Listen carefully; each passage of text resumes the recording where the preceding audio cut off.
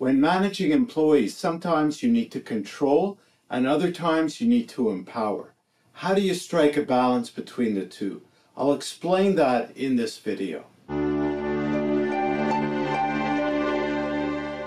Hello, I'm Goldberg of Optimus Performance, bringing you practical tips and ideas on leadership, team development, and employee performance in the workplace. As a leader and manager, sometimes you need to take control style of leadership and other times empowerment of employees. And actually, in today's workplace, the millennials make up the biggest proportion. And it's been said that they don't like to be controlled. They prefer to be coached. They want challenging work. And in fact, in my last video, I interviewed a millennial who was seeking an improvement in her job, or actually more challenge in her work. And that took precedent over money. So you may want to check that out. So how do you strike a balance between the two? Because sometimes you do need to control and sometimes you want to empower. If you're controlling too much, then you don't have time really to work on other things, bigger projects, improvement initiatives, because you're stuck always in that supervisory mode. But if you empower too much too quickly, it could result in problems, whereas people make the decisions that might be out of their scope, and it could have a repercussion to the company, to the organization, in terms of performance that affects whoever they're serving. So you want to have a balance, but actually over time you want to move more towards empowerment. And how do you do that? So if you're controlling most of the time, then you're more like a manager. If you're leaning towards empowerment, then you're becoming more like a leader. And actually, we have a leadership style test, which you can take, and it'll tell you, are you more like a manager or a leader in your style of leading and managing? And so over time, especially with millennials, as I mentioned, you want to move more towards becoming a leader. Now, sometimes that could translate into neglect, because we could say, well, I'll just let them do their thing, and that's empowering them. But it's actually neglecting them, because empowerment also means that you're training and coaching. You're not just letting them go.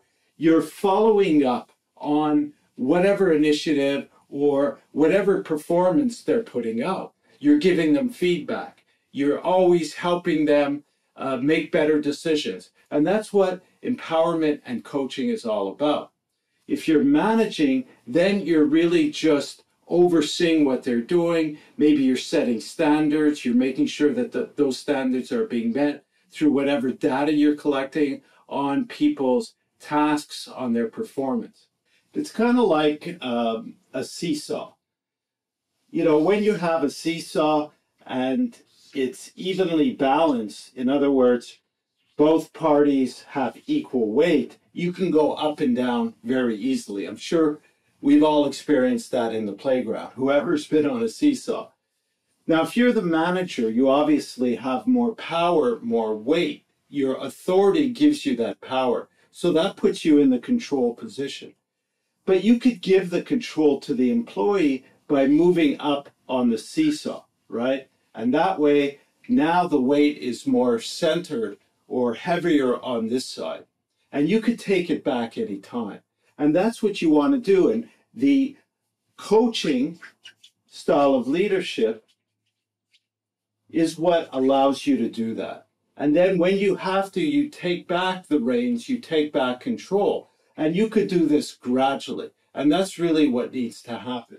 Now, also remember that if you're the heavier person, and we're talking about authority here, you have the power and you're controlling all the time, how much fun is it for the other person? How empowered do they feel? Not very much. So if you want to make it fun, engaging, give them power to do their job well. And of course, that would depend on their skill level, on their knowledge. And so you have to assess that. Now, I also have an employee engagement worksheet, because It will be different for each employee, and you could download that and assess how to empower each employee. Now, another way to move more towards empowerment is to use the Upfront Agreement process.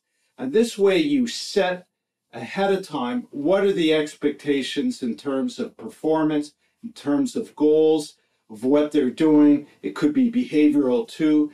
And then you review it from time to time. So I have also that form available for download.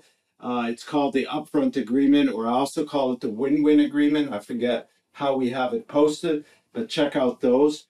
I'll put links to where you can download the forms in the description of this video. There's 2 places now. And so really over a long term, the idea is to be less of a manager as much as possible, especially with more experienced and skilled employees, and move to become more of a coach, a leader, but that doesn't mean neglecting them. Do things like setting expectations up front so people know what's expected, review them from time to time, coach them if they're making the wrong decisions, because really empowerment's about them making decisions, then redirect them, and that's where the coaching and training comes in. So I hope this gives you an insight on how to move from manager to leader and empower employees, and that's what people are looking for today. Check out some of the other videos on the channel. There's some recommended for you right now. Go get those forms that I mentioned. Check out the links in the description of this video. There's also an article that accompanies this video on the blog section of my website. Subscribe if you haven't already to get more videos like this. Thank you for listening, and we'll talk again soon.